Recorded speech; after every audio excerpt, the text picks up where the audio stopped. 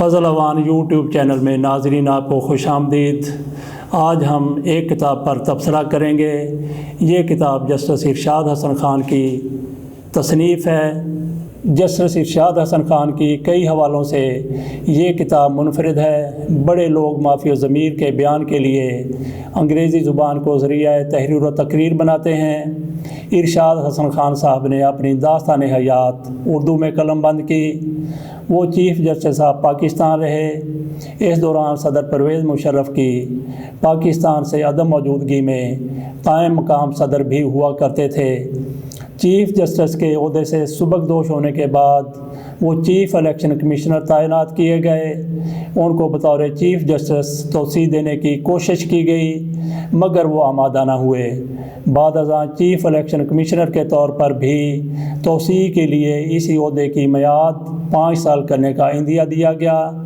انہوں نے حکومت کو اس قانون سازی سے روکتے ہوئے باور کرایا کہ یہ ان کی ریٹائرمنٹ کے بعد کیا جائے، اور پھر ایسا ہی ہوا۔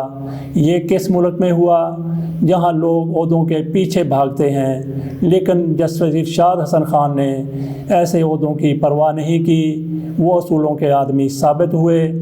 آمریت پر تنقید ہوتی ہے تو کچھ لوگ یہ بھی کہتے سنے جاتے ہیں کہ امر کو اس کے کہے بغیر آئین میں ترمیم کا اختیار دے دیا گیا۔ میں خود ایک عرصہ اسی غلط فہمی یا بدگمانی میں مبتلا رہا جو ایک ملاقات کے دوران دور ہو گئی۔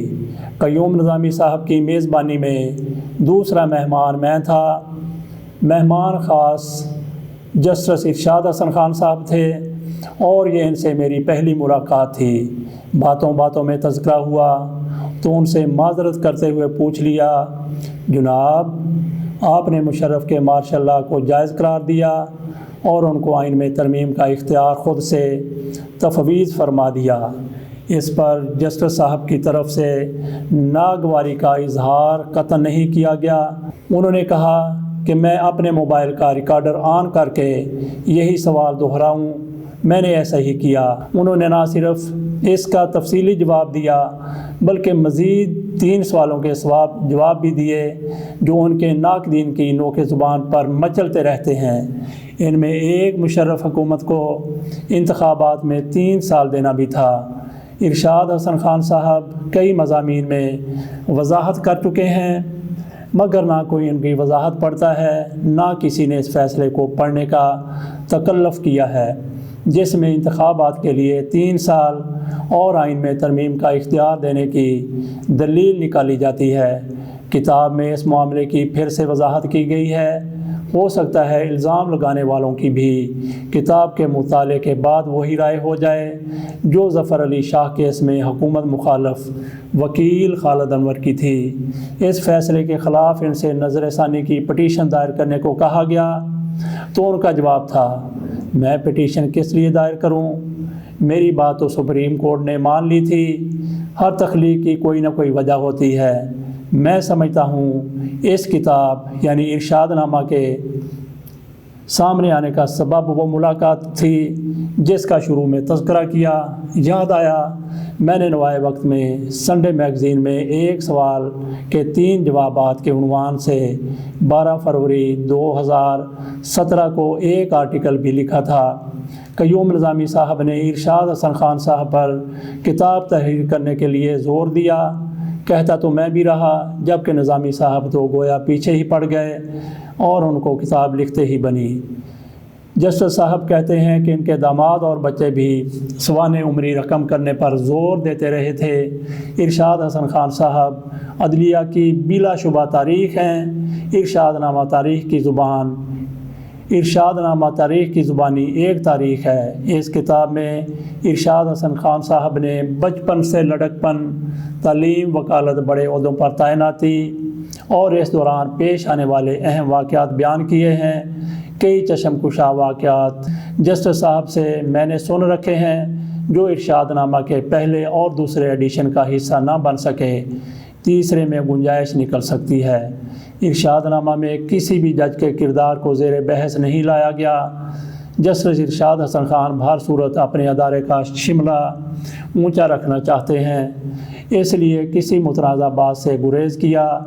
کتاب میں قائد اعظم سے ملاقات کا احوال، نواب آف کالا باغ مجید نظامی، محبوب مرشد سے باتیں، جنرل ضیاء الحق، محمد خان جنیجو، بے نظیر بھٹو، جنرل مشرف کے ساتھ تعلقات کار، اپنی ترقی کارکردگی اور مشکلات کا تذکرہ موجود ہے۔ ایک مرتبہ بطور سیکرٹری قانون جنیجو کابینہ کے اجلاس میں اس وقت سناٹا چھا گیا جب کسی بات پر انہوں نے کہا، میں جج بھی ہوں اور توہین عدالت کا ابھی نوٹس دے سکتا ہوں۔ ارشاد نامہ پر ریویو لکھنے والوں میں چیف جسٹس گلزار احمد، قانون دان ایس ایم ظفر، وسیم سجاد، اعتزاز حسن، قیوم نظامی اور معروف صحافی سعید آسی و حفیظ قریشی شامل ہیں۔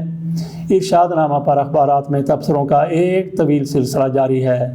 نوائے وقت اور معاصر اخبارات میں شائع ہونے والے آرٹیکلز کے اقتباسات بھی دلچسپ ہیں اور جسر صاحب کی شخصیت کے کئی پہلوؤں کو نمایاں کرتے ہیں۔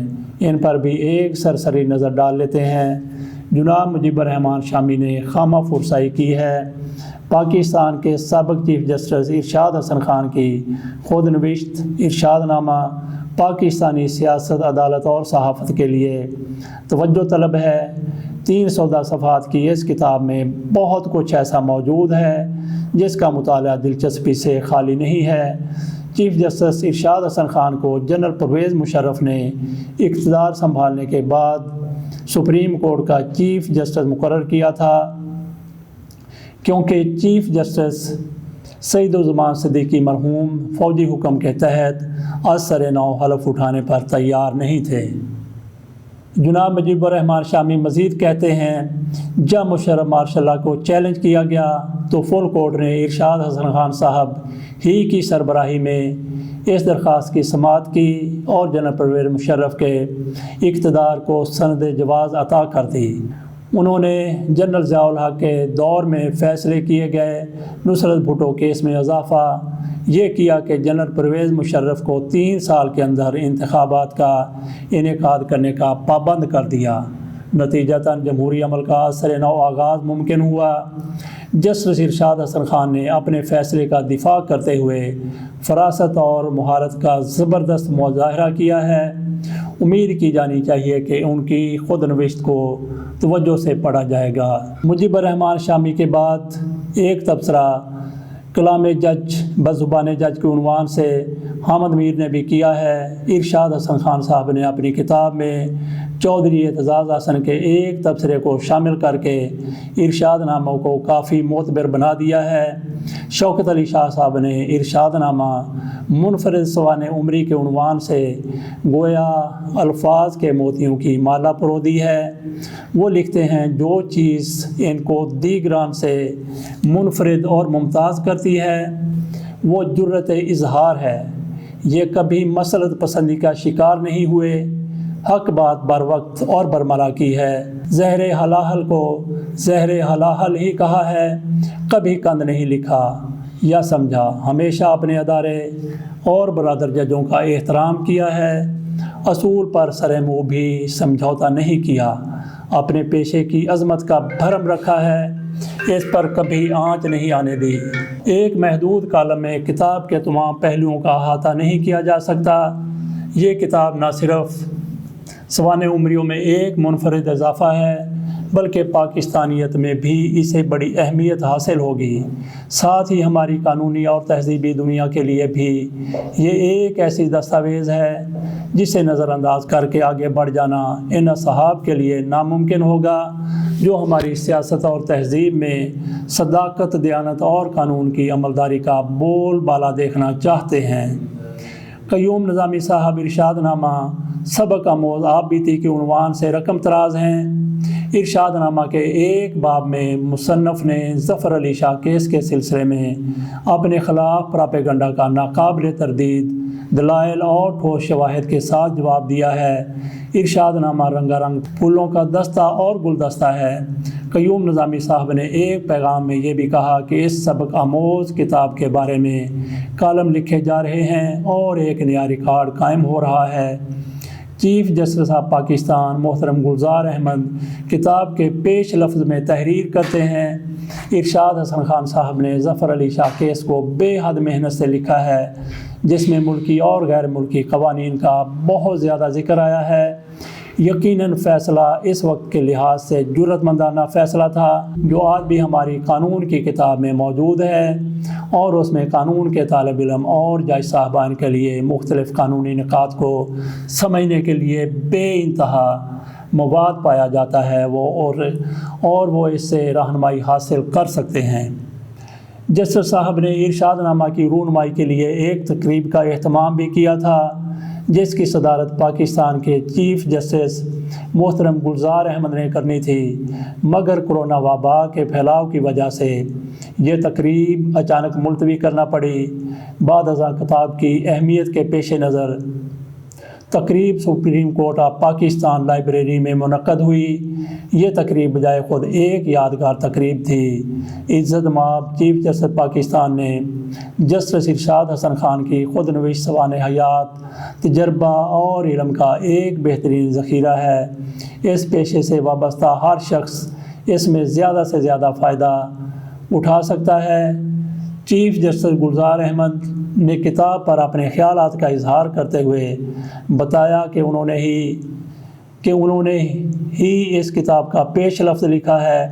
حاضرین کو کتاب پر منعقدہ معلوماتی افادیت سے آگاہ کرتے ہوئے ان کی کاوشوں کو سراہا۔ محترم ارشاد حسن خان نے اپنی کتاب کے انتصاب میں بھی انفرادیت کو قائم رکھا اور تحریر کیا کہ قائد اعظم کے نام جن کی عقیدت پیشہ وکالت کی طرف لے گئی۔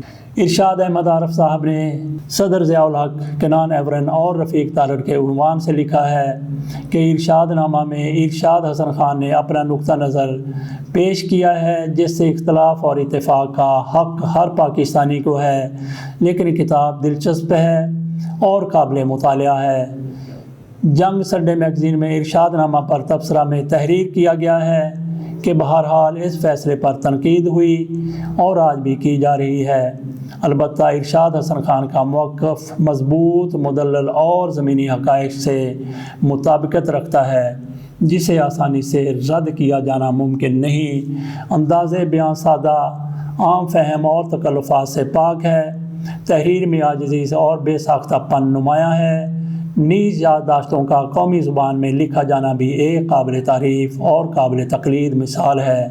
وکلاء اور ججز کے علاوہ سیاست سے شغف رکھنے والوں کے لیے بھی یہ ایک اہم کتاب ہے۔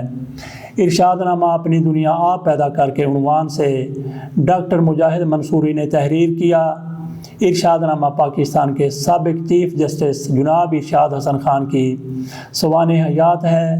یہ پاکستان کی عدالتی تاریخ، ملک میں پیشہ قانون و انصاف کے ارتقاء اور اردو ادب کے سوانح حیات کے ذخیرے میں گراں قدر اضافہ ہے۔ ارشاد نامہ سوانح عمری کے ابتدا میں بیان کیے گئے اوصاف و امتیازات سے معمور ہے۔ ہماری قومی زبان کے ادب میں یہ حالیہ اضافہ اس لحاظ سے بہت منفرد اور مصنف کی ہماگیر شخصیت کا عکاس ہے، جس میں ادب کی زیر بحث صنف سوانح حیات کے تمام فیچرز کا کمال توازن پیدا کیا گیا۔ یہ معاون سے پاکستان کے چیف جسٹس بننے والے ایک ایسے کامیاب ترین پاکستانی شہری کی متاثر کن داستان حیات ہے۔ ڈاکٹر عارفہ صبح خان صاحبہ نے جسٹس ارشاد حسن خان کی خود نوشت کے عنوان سے لکھا ہے، ارشاد نامہ ایک ایسی کتاب ہے جو سر سید احمد خان کے بقول دل سے نکل کر دل میں اترتی ہے۔ سادہ لب و لہجہ اور عام فہم باتیں کسی کتاب کی اہمیت، عظمت اور ابدیت کا اندازہ اس امر سے لگایا جا سکتا ہے کہ جب آپ اسے پڑھنا شروع کریں تو وہ ختم کر کے ہی دم لیں۔